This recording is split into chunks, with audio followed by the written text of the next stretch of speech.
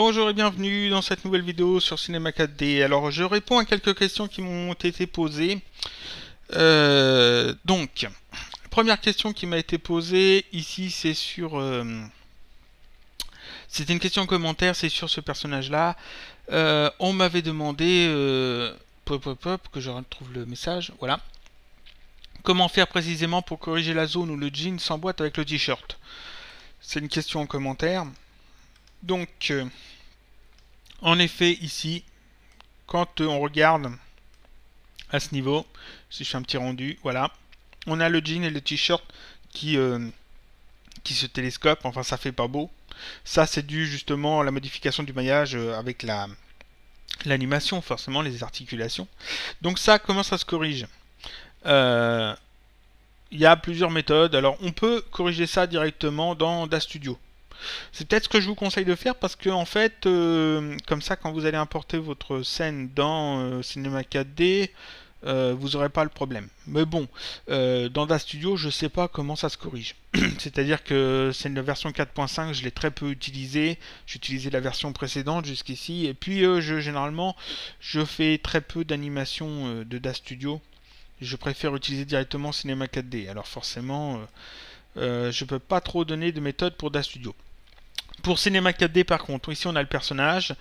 Ce qu'il faut faire, ici si je veux le modifier comme ça, le maillage c'est pas bon, je vais y arriver parce que en fait, ici il est déformé avec le maillage, avec l'articulation. Le maillage est déformé avec les articulations, vu qu'il y a cette animation, cette petite danse que je vais remontrer, voilà la petite danse, qui est pas terrible, mais bon, c'était pour l'exemple.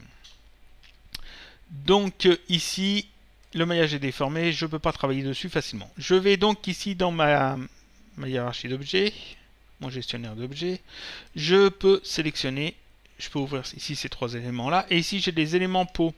Les éléments peau, justement, c'est eux qui vont définir la déformation du maillage en fonction des articulations. Si je les désactive, les éléments reprennent en fait leur position de base, la position, si je sélectionne par exemple ici 0, 0, 0, et sans déformation du tout. Donc vraiment à la base. Donc les trois éléments peau que j'ai ici, je les désactive. Voilà. Je les efface pas, hein, je les désactive seulement. Et le personnage reprend ici sa position T. C'est-à-dire qu'ici, le personnage a les bras en T. Voilà, comme ça. Et là, je peux modifier le maillage de manière beaucoup plus simple. C'est-à-dire qu'ici, par exemple, si je veux modifier le maillage du t-shirt qui est là, je prends ici le t-shirt, le voilà. Je peux passer en mode ici arrête. Donc je vois le maillage. Je vais zoomer un peu dessus ici. Je vais prendre une sélection par boucle, donc UL, et je vais sélectionner quelques boucles. Alors ces boucles-là, voilà, on va prendre celle-là. J'utilise la touche majuscule pour en sélectionner plusieurs. Hein. Voilà. Ici, je prends l'outil de redimensionnement et puis je vais hop, agrandir un petit peu, pas de beaucoup, mais un petit peu comme ça. Ensuite, je peux prendre ici le mode point. Avec l'outil de sélection classique, je sélectionne quelques points, par exemple ces points-là. Voilà. Et puis, avec l'outil de déplacement, je vais déplacer ces points légèrement vers l'avant, comme ça, par exemple. Alors, c'est pas parfait, hein, mais ici, j'ai corrigé le problème.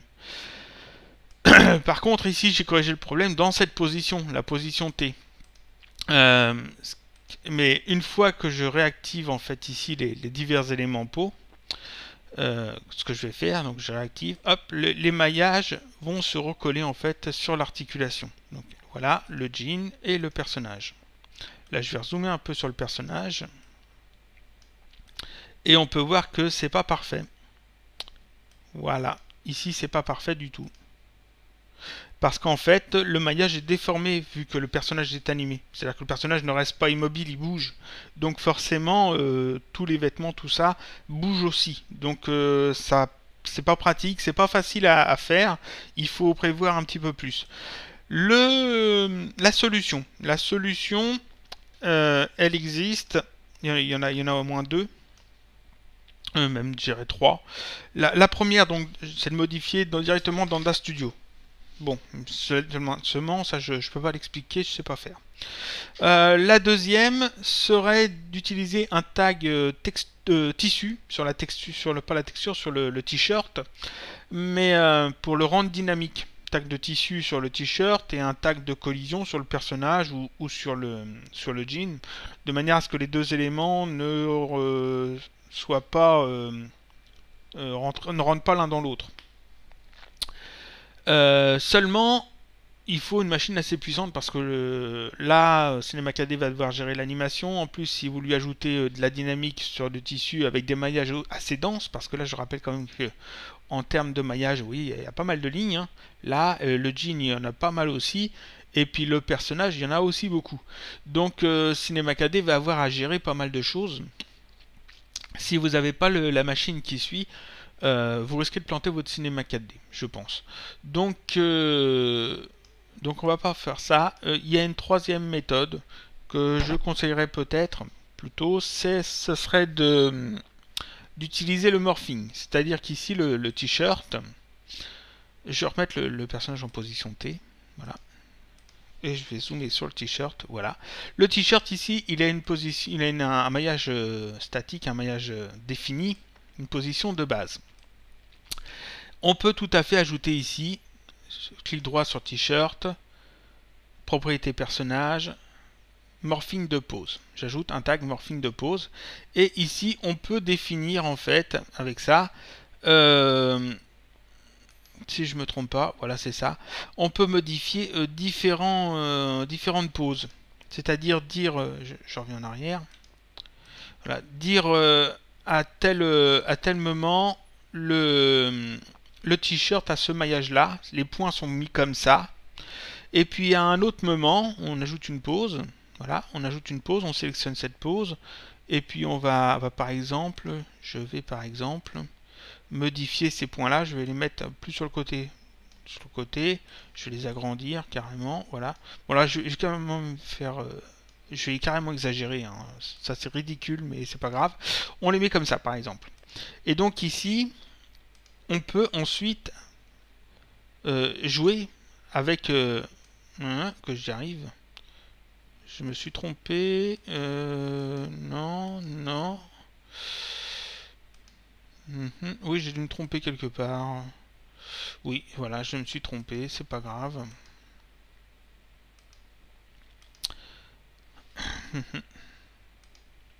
Je me suis trompé. Bon, c'est pas grave. Je reviens en arrière. Voilà, encore en arrière. Donc on prend le personnage, ça, ici, personnage, morphing de pose. Voilà. Morphing de pose, je vais prendre en point. Voilà, les points. Donc ici, la pose de base, elle est comme ça. Je la verrouille. Cette pose-là, la deuxième, on va exagérer volontairement. Voilà. Ce qui fait que ici, normalement, je peux jouer, vous voyez, avec ce champ-là. Et je peux modifier le maillage dynamiquement. Donc, je remets ici les tags peau. Voilà, tout se remet en place.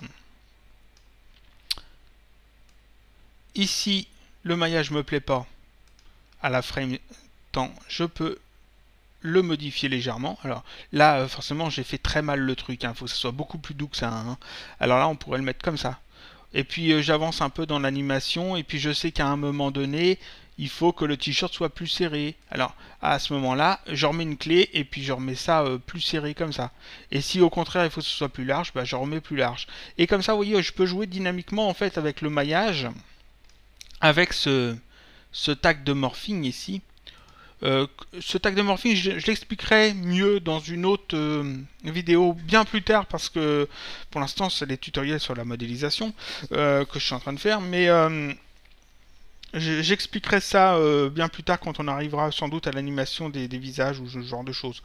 J'en ai déjà un petit peu parlé, très peu, mais j'en ai déjà un petit peu parlé. Et donc ici on peut ajouter autant de poses qu'on veut hein, pour le maillage du t-shirt par exemple, ou pour le maillage du jean ou n'importe quoi. Et donc on peut comme ça ajuster en fait les vêtements, le maillage du t-shirt en fonction en fait de la position du personnage. C'est-à-dire que ici, ici ça peut aller, et puis à certains moments, il va falloir peut-être que le t-shirt soit plus serré ou plus large. Là, je continue d'avancer. Là, par exemple, on peut peut-être le serrer un petit peu plus. Alors après, je joue avec les clés et puis comme ça, je peux adapter en fait le maillage en fonction de la position du personnage. Voilà. Alors ça, c'est une solution, hein, une solution que je pense être peut-être la plus pratique. Par exemple, là, ici, je vois que ça va pas, donc hop, on ajuste un petit peu. Bon, là, forcément, ma pose est vraiment trop exagérée, mais ça peut donner une idée de ce qu'on peut faire. Ensuite, je reprends les questions. Alors, ah oui, parce que c'était pas la seule question que je voulais répondre. Quelque chose qui n'a rien à voir. Dans le tutoriel sur le feu, j'ai eu un commentaire, quelqu'un qui me dit qu'il a un rendu minable à cause de sa carte graphique, enfin une chipset, donc s'il met une vraie carte graphique, est-ce que le rendu sera amélioré? Alors non, non. Il faut savoir que la carte graphique de votre ordinateur, Cinema 4D s'en sert pour une chose très précise, il s'en sert pour cet affichage-là. C'est-à-dire que tout ce que vous avez ici, là, je vois qu'il y a aussi un petit bug ici, tiens, avec le t-shirt. Bon, enfin, c'est pas grave. Tout ce que vous avez dans cette vue-là, c'est la carte graphique qui la gère. C'est-à-dire que des fois, certaines cartes graphiques, l'OpenGL fonctionne mal avec Cinema 4D. Certaines cartes AMD, Nvidia aussi, je crois. Des fois, vous mettez à jour votre carte graphique et puis, plaf, Cinema 4D fonctionne mal. Généralement, on désactive l'OpenGL et ça remarche. La carte graphique sert à cet affichage-là, c'est-à-dire cet affichage-là, ces affichages-là, tout ça. Par contre, le rendu là, c'est pas la carte graphique du tout. Ça, c'est Cinema 4D n'utilise pas le GPU pour faire le calcul. Il utilise le processeur de votre ordinateur. Donc, la vitesse du rendu, la vitesse du rendu, ce n'est pas fonction de votre carte graphique. Si vous avez une carte graphique puissante ou si vous avez une carte graphique pas puissante, ça ne jouera pas sur la vitesse de votre rendu. Ça jouera seulement sur l'affichage ici. Par exemple, si vous affichez beaucoup de polygones et puis qu'à un moment vous faites déplacer comme ça, puis vous voyez ça fait plein de petits carrés, des carrés mode boîte comme ça, et puis ligne. Si ça fait ça, ce genre de choses, quand vous vous déplacez, c'est-à-dire que Cinema 4D a du mal à gérer tout ça, votre carte graphique a du mal à gérer, donc Cinema 4D dit, tiens, bah voilà, je vais mettre cet affichage-là qui est moins gourmand, et puis comme ça, je peux quand même lui permettre à l'utilisateur de travailler dans Cinema 4D. Mais ça, c'est seulement l'affichage ici. Le rendu qu'il y a ici, la carte graphique ne sert pas. Hein. Cinema 4D ne se sert pas du GPU, sauf si vous utilisez un moteur externe. Si vous utilisez un moteur externe, certains moteurs vont utiliser le GPU, si je ne me trompe pas. Donc, la carte graphique, que vous en ayez une puissante ou pas, de toute façon, ça ne sert que pour l'éditeur. Ensuite, la qualité du rendu, ce n'est pas fonction de votre matériel. Non, la vitesse du rendu, c'est fonction de votre matériel. La qualité du rendu, elle, c'est fonction de vos réglages. C'est-à-dire que vous pouvez très bien faire une scène avec une super qualité, avoir un ordinateur bas de gamme, et quand même faire le rendu. Seulement, ça vous prendra énormément de temps. C'est-à-dire qu'au lieu de prendre 5 minutes, vous aurez peut-être 3-4 heures pour faire une image. Simplement parce que le processeur aura plus de mal à travailler parce que ça sera très compliqué pour lui, il sera peut-être pas assez puissant pour le faire. Mais par contre, vous aurez quand même au final la qualité maximum que vous avez choisi. La qualité, vous la réglez, c'est pas là, c'est là. La qualité, vous la réglez avec ces fenêtres-là. Voilà. L'anti-aliasing par exemple, ici les réglages que vous mettez, ici les différents éléments que vous allez cocher, ajouter, régler, etc. C'est tout ça qui va jouer sur la qualité de votre rendu. Ça, et la scène forcément, les images, les éclairages que vous ajoutez, le soin sur votre modélisation, votre mise en scène, etc. Tout ça, ça joue sur la qualité, mais ça ne joue pas en fait... le matériel, lui, ne joue pas en fait sur la qualité. Le matériel va seulement jouer sur la vitesse d'exécution, la vitesse de rendu de votre image. Alors donc, pour répondre à la question, ajouter une carte graphique plus puissante, non, ça n'améliorera pas le rendu. Le rendu, c'est vraiment une histoire de travail. Par contre, ça améliorera le confort d'utilisation de Cinema 4D. C'est-à-dire qu'ici, vous pourrez jouer avec beaucoup plus de polygones, par exemple, parce que vous aurez une carte graphique plus costaud, avec plus de RAM, etc. Donc vous pourrez afficher plus de choses quand vous allez travailler avec des particules ou des choses comme ça. Ensuite,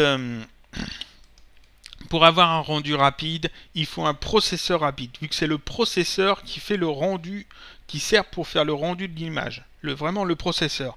Alors la personne dans la question indiquait qu'elle avait une configuration Intel Duo Core 3 GHz. Donc Intel Duo Core, un Duo Core, c'est, si je ne me trompe pas, 2 processeurs.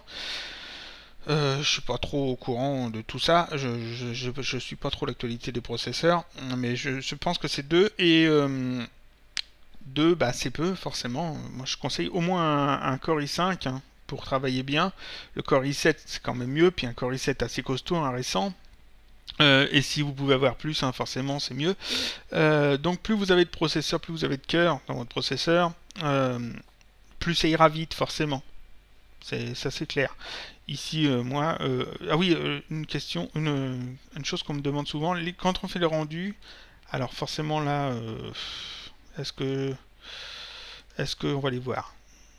Là, les petits carrés... Oh, ça c'était très court. Les petits carrés orange qui s'affichent, je vais essayer de le remontrer. Là, les petits carrés orange qui s'affichent sont fonction du nombre de cœurs dans votre processeur. Si vous en avez 2 qui s'affichent quand vous faites votre rendu, c'est que vous avez 2 cœurs qui sont utilisés par Cinema 4D. Moi, généralement, j'en ai 8. Alors, donc, j'ai les 8 petits carrés qui s'affichent et qui font les rendus en même temps. Chaque carré représente le travail d'un des cœurs de votre machine. Alors, c'est ça, il y a moyen de les augmenter artificiellement dans les préférences, je crois, ou quelque part. Je sais plus du tout. Il me semble que c'était... je sais plus si c'est ça.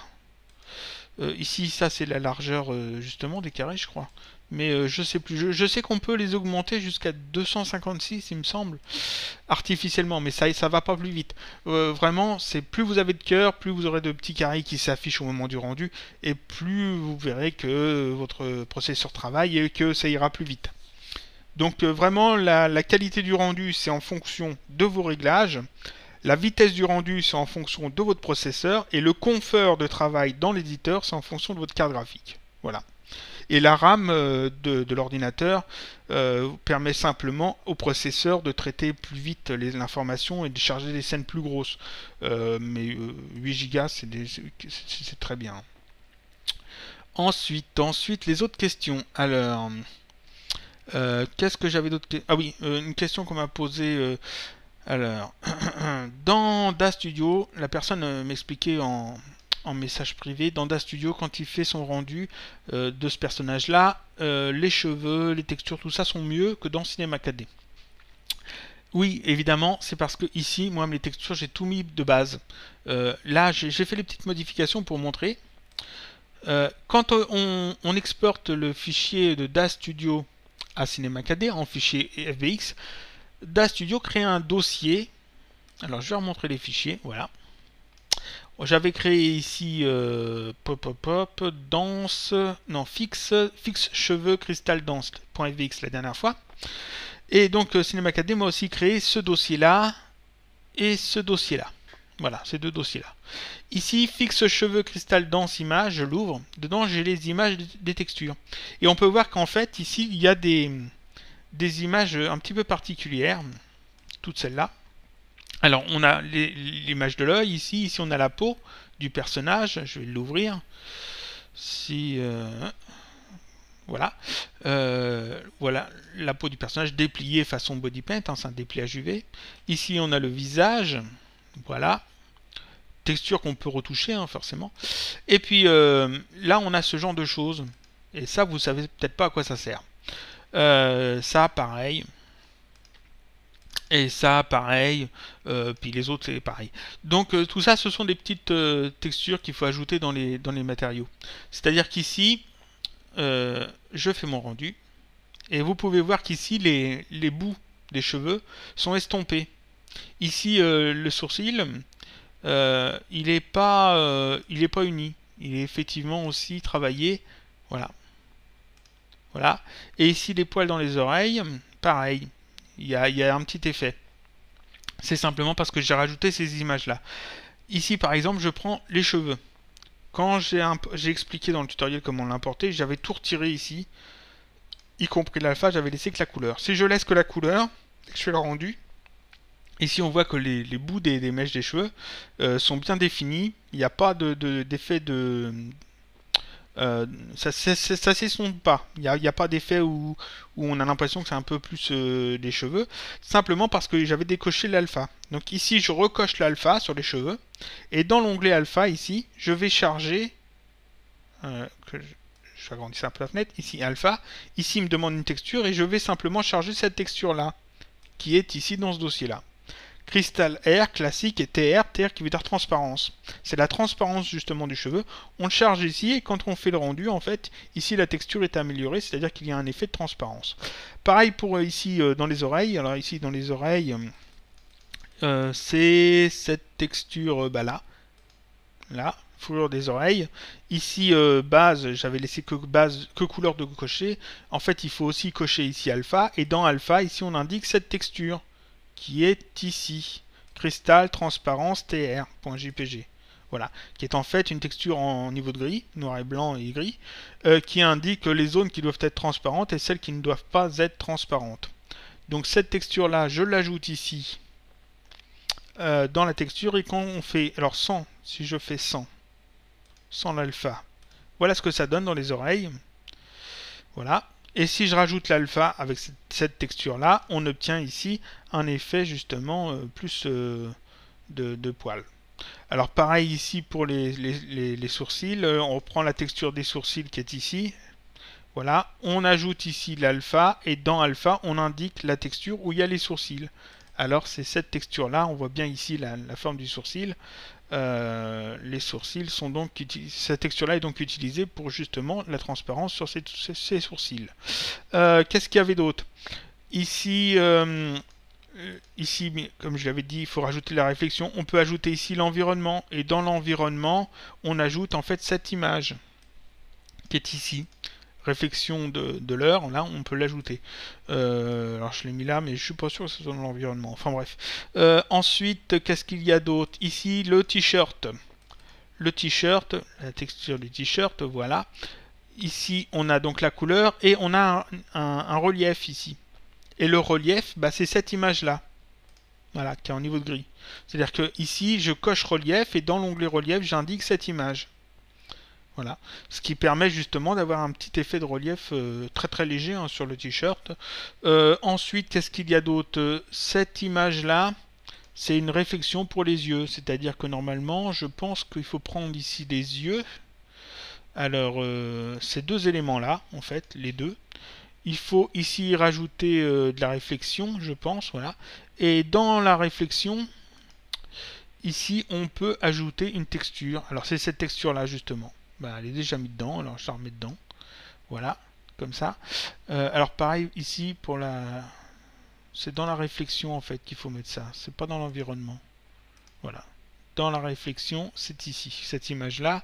Ensuite, ça, la partie ici métallique, dans la réflexion, c'est cette image-là qui est fournie aussi ici. Silver Reflection. Ensuite, il y a d'autres textures comme ça. Il faut retoucher un petit peu toutes les textures pour retrouver en fait exactement la même chose que ce que vous avez dans DAZ Studio. Parce que dans DAZ Studio, tout ça est déjà défini. Dans Cinema 4D, on perd en fait beaucoup de réglages de textures quand on fait le rendu, quand on fait l'export import. Et donc, il faut retoucher un petit peu toutes les textures pour retrouver à peu près la même qualité. Et puis après, forcément... Ici, j'ai un rendu tout basique. Il ne faut pas oublier qu'il faut ajouter de la lumière, hein, si vous voulez vraiment avoir quelque chose de bien. Parce que si vous faites juste un rendu comme ça, c'est pas beau. Il faut rajouter donc de la lumière. Voilà. Et puis sur ces lumières, il faut ajouter forcément des ombres. Comme ça. Et puis là, vous aurez des rendus un petit peu mieux une fois que vous aurez travaillé un peu tout ça. Donc le rendu n'est pas mieux dans DAZ Studio, il est aussi bien dans Cinema 4D, seulement il faut bien retravailler tout. C'est-à-dire que les textures, il faut bien reprendre les mêmes réglages que l'on a dans DAZ Studio, ou même les améliorer, hein, n'hésitez pas à les améliorer. Comme vous pouvez voir dans les images des textures, ici le t-shirt par exemple, vous pouvez très bien ici changer le logo, mettre le vôtre. Vous pouvez très bien rajouter une texture un peu plus fine, un peu plus détaillée. Pareil pour le jean, ici le jean, voilà, ici on voit les boutons, tout ça. Vous pouvez détailler tout ça hein, sans problème. Le visage, pareil. Et puis vous pouvez vraiment améliorer les choses. Ensuite, il y a l'ambiance, il y a toujours le décor, les éclairages, les ombres, etc. Tout ça, ça joue beaucoup sur la qualité du rendu. Donc, le rendu est très bon dans Cinema 4D, mais à condition justement de le travailler un petit peu. Voilà, je pense avoir répondu aux questions que j'ai reçues. Je vérifie si j'en ai pas reçu d'autres que j'ai pas encore répondu par écrit. Alors, je suis dans mes YouTube, boîte de réception. Ça non, donc ça j'ai répondu. On me dit beaucoup que les personnes aiment bien mes tutos et qui me demandent de continuer. Bah oui, j'en ai pas de problème, hein, je vais continuer, il n'y a pas de souci. Hein. Là, ah oui, quand il y a des bugs dans Cinema 4D, hein, comme je l'ai dit, dans Cinema 4D R13. Si quand vous travaillez sur Cinema 4D R13, vous avez un bug à un moment donné, dans l'affichage, vous avez des choses bizarres. Souvent, c'est lié à la carte graphique, à l'OpenGL. Dans 90% des cas, j'ai remarqué que c'était ça. Donc dans ce cas-là, vous allez dans Édition Préférences Générales. Ça affiche la boîte de dialogue des préférences générales qui va s'ouvrir. Voilà. Voilà, ici vous allez dans OpenGL et vous décochez ici utiliser OpenGL. Moi par exemple ici c'est décoché parce que depuis la dernière mise à jour des drivers de ma carte graphique, Cinema 4D déconne. Voilà. C'est-à-dire que l'OpenGL posait problème. Donc dans ce cas-là, on décoche ici utiliser l'OpenGL et puis généralement ça fonctionne bien. On ne bénéficie plus de l'OpenGL dans l'éditeur. Donc ici on a des petites choses en moins. Mais bon, c'est pas très gênant quand on travaille sur de la modélisation. Généralement, on travaille directement sur le maillage, donc c'est pas grave. Et donc, ça corrige la plupart des problèmes. Donc, ça c'est fait. Ensuite, ça j'ai répondu. Ça j'ai répondu par écrit. Certaines personnes... Ah oui. Alors là, sur la tuto de création de la bestiole, quelqu'un qui me dit que ça a mis plus de 2 minutes à s'afficher, mais que le rendu était super. Oui, alors forcément, moi quand je dis que dans Cinema 4D, le rendu met tant de temps, je parle en fonction de ma machine, forcément. Vous, en fonction de votre matériel, ça ira plus ou moins vite, ça dépend si vous avez un matériel plus puissant que le mien ou moins puissant. Ça, vous n'aurez pas exactement la même chose, forcément. Hein. Le temps de calcul, le temps de rendu est vraiment lié à votre configuration et puis aussi à ce que vous faites en même temps. C'est-à-dire que si vous lancez un rendu dans Cinema 4D et que vous savez que le rendu va être assez long, je vous déconseille d'utiliser l'ordinateur, demander à l'ordinateur de faire d'autres choses qui demandent beaucoup de temps aussi. Par exemple, on ne lance pas un encodage vidéo pendant un rendu. Parce que l'encodage vidéo va demander beaucoup de puissance au processeur, le rendu 3D va demander beaucoup de puissance au processeur, donc votre ordinateur, votre machine, va mettre 2 fois plus de temps à rendre et puis à encoder, donc vous allez tout ralentir. Vaut mieux faire une chose, puis l'autre après. Pareil, jouez pas à Minecraft pendant un rendu, parce que Minecraft demande beaucoup de puissance du processeur, parce que le Java est pas bien optimisé. Pareil, si vous lancez un serveur Minecraft, ça m'est arrivé hein, de jouer à Minecraft et d'avoir un serveur qui tourne et de lancer un rendu, ça tout rame, c'est l'horreur. Donc faut pas faire plusieurs choses pendant qu'on lance le rendu. Ou alors assurez-vous que votre machine puisse le faire. Ensuite, qu'est-ce que j'ai eu d'autre comme question? Alors ça j'ai répondu. Ça j'ai répondu. Je vérifie qu'il n'y avait pas d'autres. Ah oui, le tutoriel mini tuto, une texture vidéo sur des clones. On me demande si ça fonctionne sur Cinema 4D R13. Oui, ça fonctionne sur Cinema 4D R13. Je crois même l'avoir dit dans la vidéo, je sais pas. Enfin, généralement, quand je fais un tutoriel vidéo sur Cinema 4D R12, R11.5, ça fonctionne aussi sur la version 12, 13 et 14 de Cinema 4D. Si je sais qu'un tutoriel que je fais ne fonctionnera pas sur certaines versions de Cinema 4D, je le dis. Généralement, je dis ça ne fonctionnera que sur ces versions-là. Donc, si vous écoutez un de mes tutos vidéo sur 11.5, soyez sûr que ça fonctionnera aussi sur la version 12, la version 13 et la version 14. Et si ça fonctionne pas, c'est que vous avez fait une erreur quelque part, ou alors dans ce cas-là, dites-le moi et puis je vous dirai ce qui cloche. Ensuite, ça j'ai répondu par écrit. Je remonte un peu partout dans les questions. Je reçois beaucoup de questions. J'ai pas le temps de tout répondre, de répondre à tout. Alors forcément, je réponds à tout, mais des fois je mets du temps. Et je réponds pas toujours en vidéo. Des fois je réponds simplement par écrit. Donc ça, là on me demande que je reviens un petit peu. Je rouvre cette fenêtre là parce que je me souviens plus de la question. Là, je redescends où c'était la question. On me demande, oui, si c'est mieux de travailler avec DAZ, avec Poser, avec Blender dans Cinema 4D. C'est-à-dire que les softs qui sont le plus compatibles avec Cinema 4D. Alors, il n'y a pas de soft plus ou moins compatible avec Cinema 4D. C'est vraiment les formats de fichiers qui comptent. C'est-à-dire que vous pouvez très bien faire un truc sous DAZ Studio, sous Poser, sous Blender. À partir du moment que vous avez un format que vous pouvez exporter dans un format que Cinema 4D est capable de lire correctement, c'est bon. C'est-à-dire qu'il n'y aura pas trop de problèmes. Vous aurez tout le temps besoin peut-être de modifier un peu, mais ça fonctionnera parce que les formats, justement, sont faits pour pouvoir transporter les fichiers d'un logiciel à l'autre. Donc il ne faut pas dire je vais prendre DAZ parce qu'il marche mieux avec Cinema 4D ou je vais prendre Poser parce qu'il marche mieux avec Cinema 4D. Non, il faut prendre le logiciel qu'on maîtrise le mieux et puis celui qui va offrir un format de fichier en exportation que vous pouvez rouvrir dans Cinema 4D simplement. Donc il n'y a pas de logiciel à privilégier plus qu'un autre. Il faut vraiment, c'est en fonction du format. C'est-à-dire que si le logiciel que vous voulez utiliser n'a pas de format d'export que Cinema 4D pourra relire, dans ce cas-là, vous ne pourrez pas le rouvrir dans Cinema 4D. Il faudra peut-être passer par d'autres softs avant. Ensuite, qu'est-ce que j'ai d'autre comme question?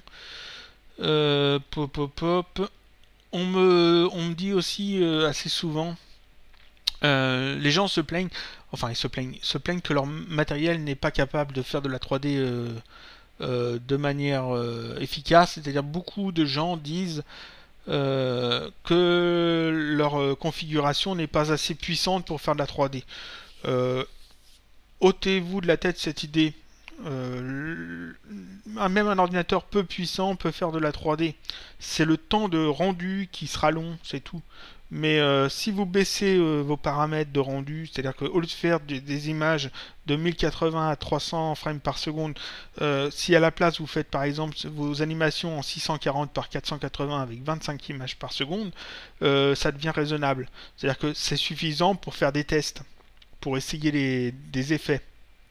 Et une fois que vous êtes tranquille, que vous êtes sûr que votre animation est bonne, vous pouvez lancer un rendu en 720p à 25 images par seconde et puis ne pas faire le rendu en vidéo mais en image. Comme ça vous étalez votre rendu sur plusieurs jours, il n'y a pas de problème. Vous arrêtez l'ordinateur et le rendu quand vous en avez envie et vous le reprenez quand vous en avez le temps. Avoir des ordinateurs puissants, c'est bien, forcément, mais ce n'est pas avoir un ordinateur qui n'est pas puissant n'est pas un frein pour faire de la 3D, hein. On peut faire de la 3D avec des ordinateurs peu puissants. Moi, j'ai commencé sur un ordinateur Atari. À l'époque, j'utilisais le logiciel POV, Persistence of Vision, et il n'y avait pas de modeler avec. Et puis les rendus mettaient un temps fou, c'est-à-dire qu'il fallait la journée généralement pour faire des rendus un petit peu des choses basiques, c'est-à-dire que avec Persistent of Vision sur Atari, il n'y avait même pas de disque dur. Faire simplement une sphère comme ça, un seul comme ça, je faisais comme ça, un truc comme ça, ils mettent une texture avec de la réflexion sur la sphère comme ça, tout bêtement, juste ça, voilà, juste ça. Ici je fais un rendu, ça prend presque rien. Bon là c'est très moche parce que c'est très mal fait, mais oui, forcément, voilà.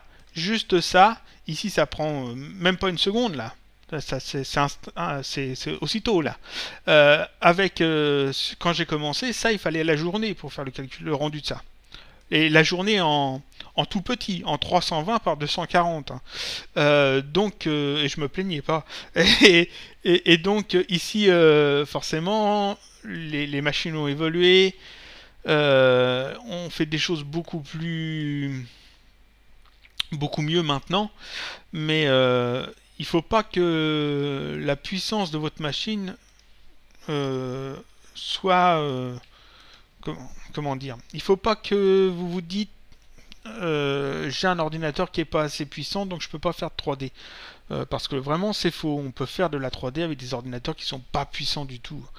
Et puis ensuite forcément souvent les gens mettent ici bon, rendu complet forcément. Ici, je vois souvent des gens qui vont choisir film vidéo. Ici, on met 1080, 2997. Ça, c'est pas la chose à faire. Ça, c'est la grosse erreur. C'est-à-dire que ici, du 1080p, à moins de travailler au niveau professionnel, ça vous servira pas si c'est pour mettre sur YouTube. Ici, vous pouvez garder du 720p, c'est largement suffisant. Et ici, 29,97, ça c'est pas le format européen, ça c'est le truc américain. Vous n'avez pas besoin de passer à 30 images par seconde. Vous pouvez très bien choisir ici, que je me trompe pas, ici HDTV 720-25. Vous aurez un très bon rendu. Vous aurez du 720p et vous aurez moins d'images à calculer. Et forcément ici, comme on met 25 ici, j'ai déjà expliqué plusieurs fois, dans vos... si je ne me trompe pas, c'est CTRL D, voilà. Ici, dans vos préférences de projet, ici, il faut mettre 25 aussi. Voilà, c'est très important. Donc, CTRL D, 25 ici, 25 ici. Voilà. Quoi d'autre? Qu'est-ce que j'avais d'autre comme question auquel j'ai pas encore répondu? Non, je crois que j'ai répondu à tout pour cette fois. Ça, il n'y a pas de réponse nécessaire. Ici, ah oui, on me demande d'expliquer en fait les réglages, comment optimiser les réglages de l'illumination globale, le rendu physique aussi, et puis l'occlusion ambiante, je suppose. Donc le rendu physique, c'est ça, hein. C'est ça. Tout ça, j'en parlerai à un autre moment, bien plus tard. Parce que tout ça, je dois dire que je ne le maîtrise pas encore complètement. Donc je préfère ne pas en parler plutôt que de dire des bêtises. Ensuite, ici, l'illumination globale. Illumination globale, là. Tous ces réglages-là, j'en parlerai aussi plus tard. Ça, je pourrais en parler, mais seulement... on en parlera quand on fera quand je ferai des tutoriels sur le rendu plutôt. Là vraiment je suis dans la série de la modélisation, donc je préfère modéliser des choses, expliquer des outils. De toute façon tout ça viendra après. L'illumination globale, il faut savoir que c'est pas automatique, hein. Vous n'avez pas besoin de le mettre à chaque fois, hein. Vous pouvez très bien faire de très belles images sans illumination globale. Pareil pour l'occlusion ambiante. La occlusion ambiante, ça vous n'êtes pas obligé de l'ajouter à vos scènes, vous pouvez très bien faire sans. Ces deux éléments là servent en fait plutôt pour faire des rendus photoréalistes, des images vraiment très professionnelles, mais seulement pour une intro sur YouTube, vous n'avez pas besoin de mettre ça, hein. Vous pouvez tout à fait faire sans. Et puis si vous faites sans, eh bien, vous verrez que vos rendus seront beaucoup plus rapides. Parce que ça demande beaucoup de puissance, tout ça. Et puis c'est pas obligatoire. C'est pas obligatoire. Optimiser ces scènes, ça commence dès le début. Ça commence dès le départ, dès que vous ouvrez votre cinéma 4D et que vous commencez à modéliser, c'est à ce moment-là qu'on optimise ces scènes. C'est-à-dire que le nombre de polygones que vous allez créer, que vous allez utiliser, le nombre de lumières que vous allez ajouter à votre scène. Je vois souvent des gens qui font hop, j'ajoute ça, et puis ici je mets adaptatif parce que c'est ce qu'il y a de mieux. Et puis ensuite, ici ils vont ajouter tous les effets. Alors ils vont ajouter ici que je retrouve, ah bah ils sont déjà mis, illumination globale, occlusion ambiante. Alors on ajoute, et puis les gens savent pas vraiment à quoi ça correspond tout ça, hein, mais bon, on l'ajoute parce que dans d'autres tutoriels on nous a dit qu'il fallait l'ajouter, que ça faisait mieux. Et puis les gens vont aussi faire des cylindres comme ça. J'ai vu ça, hein. Ça, et puis dire oh c'est mieux quand il y a plein de segments. Donc on fait ça. Oh, puis là c'est pas assez 36, c'est pas assez arrondi, je vais mettre carrément 48. Puis je veux plein de petits carrés, donc on fait des choses comme ça. Et puis au résultat on se retrouve avec des trucs plein de polygones, des lumières dans tous les sens, avec des réglages de malade. Ici l'illumination globale, l'occlusion ambiante, rien de paramétré comme il faut, mais tout est ajouté. Et puis là on fait des rendus ensuite ici hein, que je me trompe pas, ici des rendus, je vois ça assez souvent en 1080p 2920-97, ça, et puis forcément enregistré en format vidéo AVI avec un codec un peu bizarre qu'on connaît pas trop, ou un truc bizarre en fait, ou mal paramétré. Et puis voilà, sans passer par configurer, sans rien mettre, ou alors ici tout mettre au maximum. Et puis après les personnes ne comprennent pas pourquoi ça met tant de temps à calculer juste un cylindre. Comment ça se fait que c'est si long, que ça met 3-4 heures pour juste une image, donc que le rendu il faut 15 heures, ou même plus, hein. Il y a des gens qui mettent une semaine de rendu, hein, pour des animations qui pourraient être faites en 2 jours ou en une journée. Vraiment, pour avoir des rendus aussi longs, il faut vraiment faire des trucs pro, hein. Et souvent, les débutants font de mauvais réglages, de mauvais choix, parce qu'ils sont pas au courant à quoi servent toutes ces fonctions. Et puis, comme ils savent pas à quoi ça sert, bah forcément, ils savent pas les régler. Voilà, alors que des fois, il suffit juste de quelques petites choses. Par exemple, ici, masque d'ombre. Et puis ensuite, dans les ombres, ici, on peut changer quelques petites choses pour essayer d'affiner. Ensuite, comme j'ai dit, ça, c'est pas nécessaire. Ici, c'est pas forcément de mettre en 1080, 720, c'est largement suffisant. Bon, il y a plein de petites choses comme ça. Ici, là, pas besoin d'autant de segments. Ici, on peut même diminuer carrément. Et puis, on peut utiliser juste un hyper-NURBS. Comme ça. Voilà. Et puis, en faisant ce genre de choses, eh bien, on réduit en fait énormément le nombre de polygones. Et puis, on se retrouve avec une très bonne qualité d'image, avec un rendu qui va durer que quelques minutes ou quelques heures pour les plus compliqués. Donc, je reçois beaucoup de questions de gens qui me disent que justement c'est trop long à calculer, qui comprennent pas pourquoi. Et bien, c'est simplement parce que vous utilisez mal vos réglages. Voilà. L'aide la plus une chose que je veux dire, l'aide la plus importante dans Cinema 4D, et ça je vous conseille tous de le faire au moins une fois, elle se trouve ici, documentation. N'importe quel outil, alors je vais pas le faire ici parce que c'est soumis à droit d'auteur si je me trompe pas le mode d'emploi, mais par exemple vous prenez un objet, un élément ici, n'importe lequel, l'hypernurse par exemple, vous le sélectionnez, vous faites CTRL F1, ça va vous afficher l'aide. Alors je le fais pas parce que l'aide, comme je dis, c'est un document écrit, c'est soumis à droit d'auteur, donc je ne pense pas avoir le droit de le montrer dans une vidéo. Mais vous aurez une fenêtre qui va s'ouvrir avec la documentation. En français, si vous l'avez installée en français, hein, parce qu'elle est disponible sur le site de Maxon en français. Et elle est très bien cette documentation parce qu'elle explique tout. C'est-à-dire que vous avez même des petites aides, des des exemples, par exemple, quand vous allez aller dans les paramètres, ici Catmull Clark and Gone, ici Catmull Clark, ça les gens ne savent pas ce que c'est. En fait, vous allez dans la documentation, vous sélectionnez ça, vous faites CTRL F1, vous allez dans la documentation, c'est expliqué. Voilà. Pareil pour les lumières, ici, toutes ces choses-là, photométriques, vous faites un CTRL F1, c'est expliqué. Les caustiques, pareil, vous sélectionnez ça, vous faites CTRL F1, ça vous explique, vous avez des images et tout. C'est vraiment très bien fait. Et ça permet justement d'éviter de faire des erreurs et puis d'utiliser des outils que vous ne connaissez peut-être pas forcément. Voilà, je pense que j'en ai fini pour cette vidéo. J'espère qu'elle sera pas trop longue. J'ai répondu à quelques questions. Je vous dis à bientôt pour une prochaine vidéo. La prochaine vidéo sera sur toujours les bases de la modélisation. Elle est déjà en ligne. Et cette vidéo fera, si je me trompe pas, je vérifie, elle fera 18 minutes à peu près. Et c'est la création de la texture du tentacule qu'on a modélisé dans le tutoriel sur les bases un petit peu avant. Et donc ça sera assez basique, assez simple. Je montre en fait juste comment déplier la tentacule pour y ajouter une texture dessus. Et puis ensuite il y aura d'autres tutoriels qui vont venir par la suite sur la modélisation. Voilà, je vous dis à bientôt donc pour un prochain tutoriel toujours sur Cinema 4D.